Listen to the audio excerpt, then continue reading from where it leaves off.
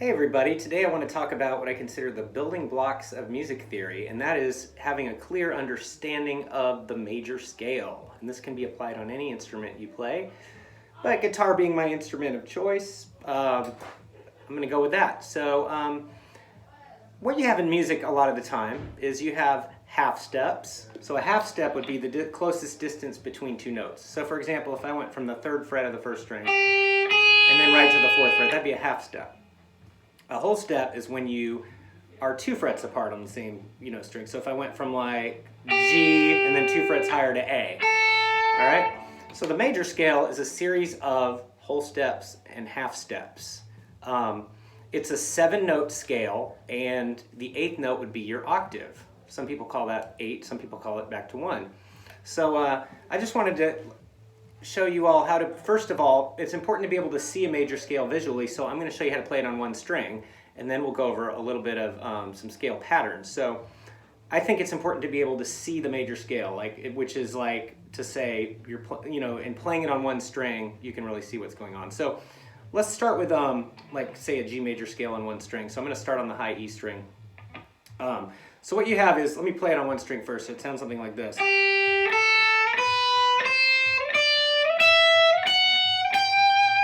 Right? So that was a series of whole steps and half steps. So you got your note G. From there, what you have is a whole step, another whole step, half step, whole step,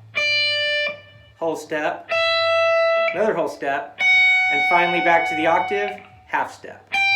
So it's basically whole, half, whole, half. It's kind of hard to say all at once there. But that's sort of like the formula that's going to build up the major scale, and that is the building blocks of all music theory.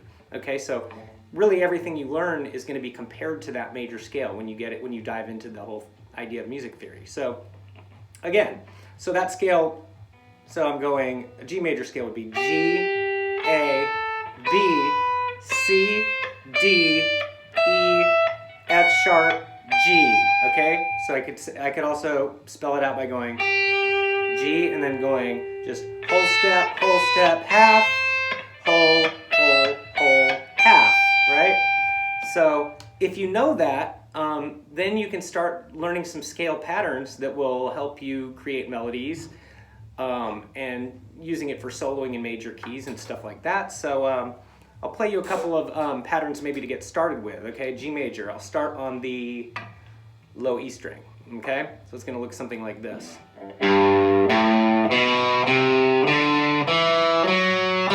Now that would be one octave, okay? So being that you have 6 strings, you can continue. So you got G, A, B, C, D, E, F sharp, G.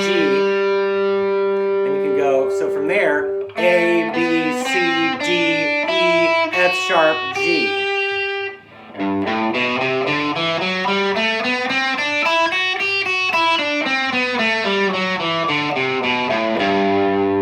So starting on that low 6 string, let me give you the fingering I would use, okay? Now this is just the fingering.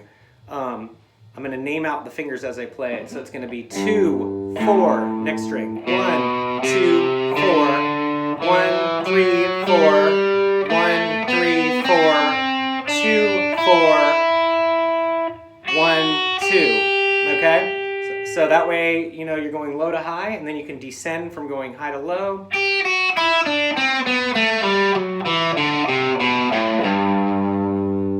Okay, one more pattern I'd like to do. So that's G on the 6th string. Let's start with a G on the 5th string, which would be at your 10th fret, okay? So I'm going to do the same thing here. I'm going to play a G major scale first. Right? And so, again, you can continue from there. I landed on the octave, but you can continue because you have more strings to go with. And you don't always have to land on the octave when you're doing a pattern. So for example, here would be one that I'd like to do a lot.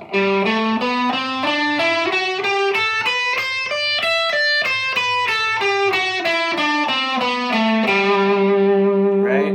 So again, so the fingering, I'm at the 10th fret, so we're gonna have 2, 4, 1, 2, 4, 1, 3, 4, right? There's my octave. Then I shift, first finger, the 10th fret. 1, 3, 4, it's not ending on the octave, but I can always, you know, if I wanted to, go like that, but I didn't want to really shift position there. So anyway, just a couple of things you can work on. Understanding the major scale is super important, I think, if you want to study music theory. And then just learning some scale patterns. So I wanted to give you a couple to start with, and then just practice going up and down the scale, and then we'll look at how to actually use these scales, because that's where the fun really starts. Enjoy.